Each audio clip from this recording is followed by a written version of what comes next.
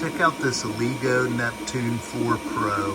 This thing has truly amazed me. I mean, look at the amount of detail, how many I'm getting to print out of here. I've had zero issues with this machine.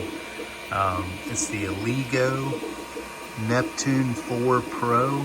I'll put a link in the description. I leveled it once, guys. Leveled it once, and it's, I mean, that's just doing a tremendous job. You see the setup here.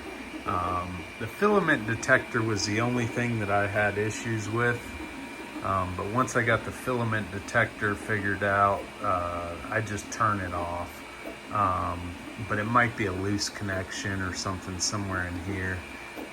But for some reason, that's my only issue with the filament detector. But other than that, this machine has been a beast. I mean, it's printed out hundreds and hundreds, getting up close to 1,000 bunnies. So please take a look at this Oligo if you haven't had a chance. It's got a sleek feature over here, keypad. You see we still got 5 hours, 35 minutes left. The settings. This thing has just surprised me for the cost.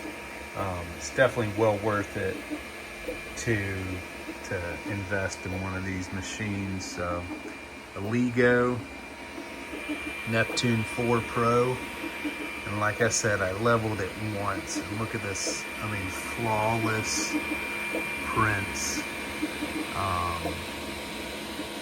zero adhesion issues.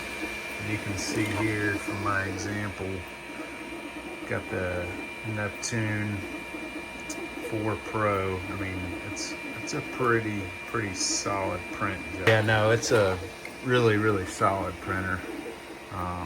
Highly recommend it. I'm gonna put a link in the description. So yep, thanks. Just wanted to give you an update and my overall feedback on this Oligo Neptune 4 Pro.